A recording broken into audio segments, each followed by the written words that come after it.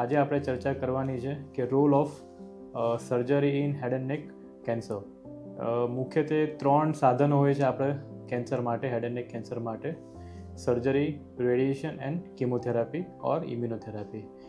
Surgery head and neck કેન્સરના treatment માટે ખૂબ ઉપયોગી સાધન છે અને one of the most important એક હથિયાર છે આપણા પાસે. ઓરલ કેવિટી તમે જોયો, જે રીતે મોઢાના કેન્સર, ગળાના cancer, surgery is number 1 treatment આપણે કરતા હોઈએ છીએ. એના પછી આગળની બધી ટ્રીટમેન્ટ કરતા હોઈએ છીએ. બીજા કાકડાનો કેન્સર, જીભના તાળવાના કેન્સર, જેને ઓરોફેરિંગ્સ કહેવામાં આવે છે, એના માટે પહેલાં રેડિયેશન અને કિમોથેરાપી આપતા હતા. પણ નાવડેઝ જે રોબોટિક સર્જરી આવી ગઈ છે, એના કારણે મોસ્ટ ઓફ ધ કેસીસ, જે અર્લી કેસીસ હોય છે, એમાં અમે રોબોટિકથી સર્જરી કરતા હોઈએ છીએ.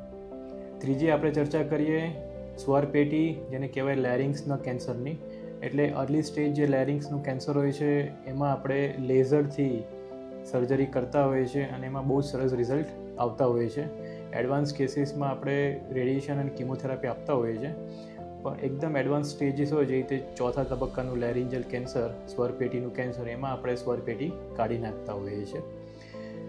અને હવે મુખ્યત્વે વાત કરીએ સ્કલ બેઝ કેન્સરની, જે રીતે જેમાં સાઇનસ, નોઝ અને સાઇનસના કેન્સર અને ઇયરના કેન્સર આવતા હોય છે. એમાં બી સર્જરી નંબર 1 ટ્રીટમેન્ટ મોડાલિટી હોય છે. એટલે સૌથી પહેલાં આપણે સર્જરી કરતા હોઈએ છીએ અને પછી આગળ એની સારવાર કરતા હોઈએ છીએ રેડિયેશન અને કિમોથેરાપીથી. એટલે ઓવરઓલ તમે જોવા જાઓ છો તો હેડ એન્ડ નેક કેન્સર એક ટાઈપનું સર્જિકલ કેન્સર છે, જેમાં સર્જરીથી પહેલાં આપણે ટ્રીટમેન્ટ કરતા હોઈએ as a first step, then followed by other treatment modalities, જે રીતે રેડિયેશન અને કિમોથેરાપી આપણે વાપરતા હોઈએ છીએ. Thank you.